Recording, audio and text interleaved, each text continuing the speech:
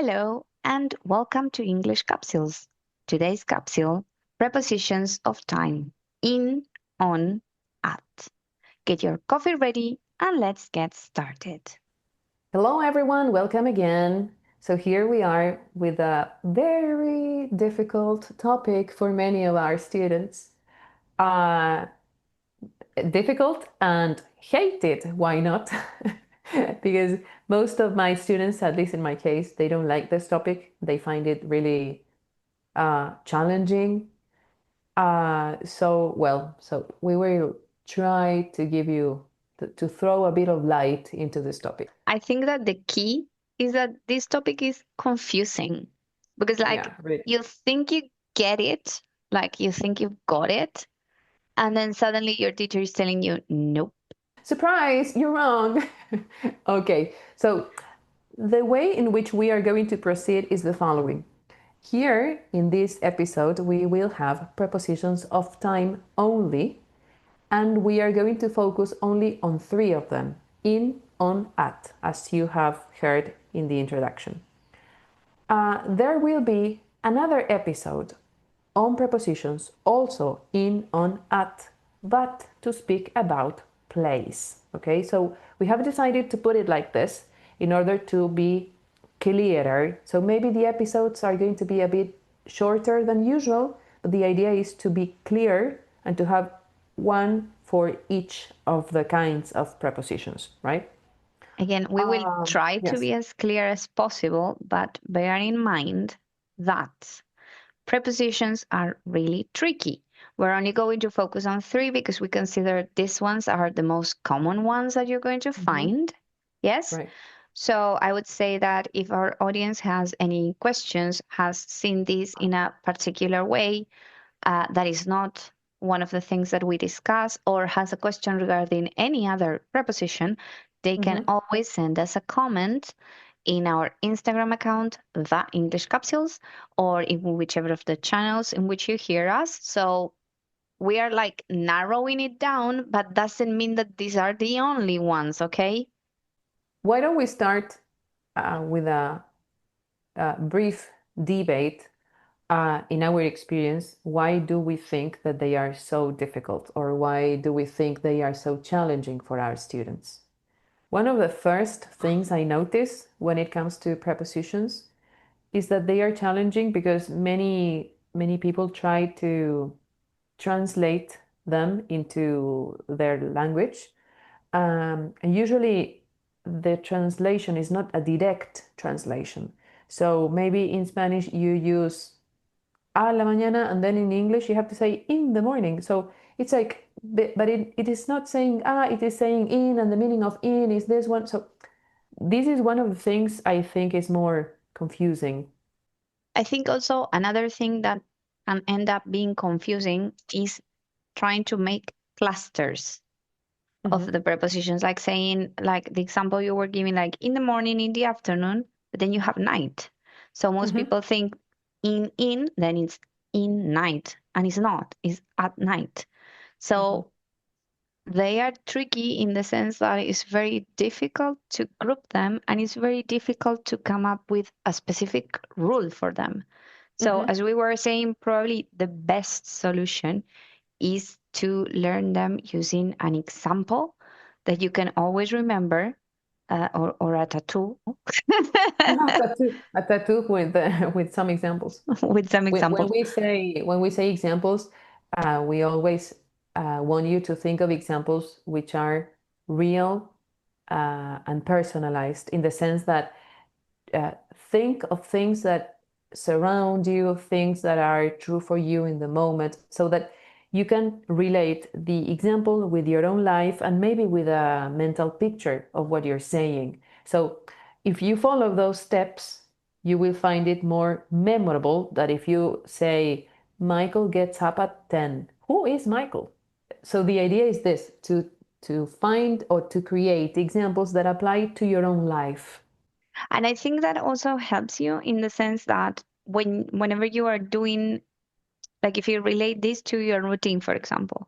Mhm. So you say, in the morning, I go to the gym. So it's like you're gaining not also the use of the preposition, but you're also like using this phrase to talk about your routine in a different language, which means that you're internalizing the language.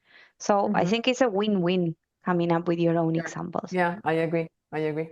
So So in a way, we are giving you the whys, like the reasons why they are so hard, and at the same time, we're giving you tips for incorporating these prepositions, right? We also make reference to when we say examples and things that apply to your life. Maybe you can also think of those as uh, chunks. When we say chunks, they are like full units. So you are not learning the word and its meaning uh, alone, just a word, but in a phrase. And you can also see how it works. So what's the linguistic context that comes after the word or prior to the word, right? So this is the idea to work with the language, not only for this topic, for many of the topics that we have dealt with and we have explained in our episodes. The idea is to work as a whole with the language. so I would say it's time to get Yeah. directly in the matter, right? Mm-hmm. So basically, we're going to focus on in first. Yes. Mm-hmm. So we use in, for instance, whenever we're talking about months, like Nati's birthday is in Mm-hmm. November. We are also going to use it when we're talking about. Sorry, I have to make something clear here. We only say the month. We are not going to go deeper into the exact number of day because that goes with something else. So That's if it is only, different. that's different. Yeah. If it is only November, the month, it is used with in. So then, if we are talking about year, decades, or centuries, it's going to be in also, like in the 20th century. Yes, Mm-hmm. we were born in the 20th century, so that we feel old. Oh my Okay. God. Okay, so if you paid attention, we had months, years, decades, or centuries. So separate things. Again, don't confuse. We also use in when we're talking about seasons. In Mm-hmm. summer, in winter. Uh, like my son would be like, my birthday is in autumn. Sorry, my Mm-hmm. birthday is in autumn because he's really into this right now. I have to say something that maybe will help our audience. If you think of a mental picture, all the things that we are saying are like big. A month, a decade, a year, a season. It's like very big. Um, because when we move uh, forward, you will see that it starts to get a bit more specific. Okay, and then we also use it for specific parts of the day. So we're going to Mm-hmm. use it for in the morning, in the afternoon, in the evening. Only Mm-hmm. for those three. Night is a That's right. different category. That's why we were saying that it's very difficult to come up with a rule because there's always an exception. So there's no point in making a rule out of something that is actually not a rule. Exactly. It is very flexible, we could say. Mhm. Okay, so this is all related to in. Now we're going to move to on. And here is where it starts to get more specific because we will have specific days or specific dates. So, for example, we are going to say on Monday, there you have a specific day. Or if I say on May the 5th. So this is what I was saying before. Here we have the month, but we have the month together with the number of the day. So it is more specific. So if we only have the month, we say in May. If we have the complete date, we say on May the 5th. So I was going to say something that may be useful for our audience, maybe not. So Mhm. to remember this, I do like I chunk my birthday. So I'm like, my birthday is in March. I was born in 1980 and 1988. My birthday is on March the 30th. So Mhm. this is a way to personalize the example and also to like have like all the possibilities regarding a specific date. I think it's a very useful example, and it's a very useful strategy, actually, more than the example itself. Okay, the next one we have here with on is a specific day together with the part of the day. So for instance, we will have on Monday morning, on Friday night. So we have on the day and then the part of the day. And nothing in between. This is important because if you think of this example in Spanish, we will have many things in between, and we only have here 3 words. On Monday morning, right?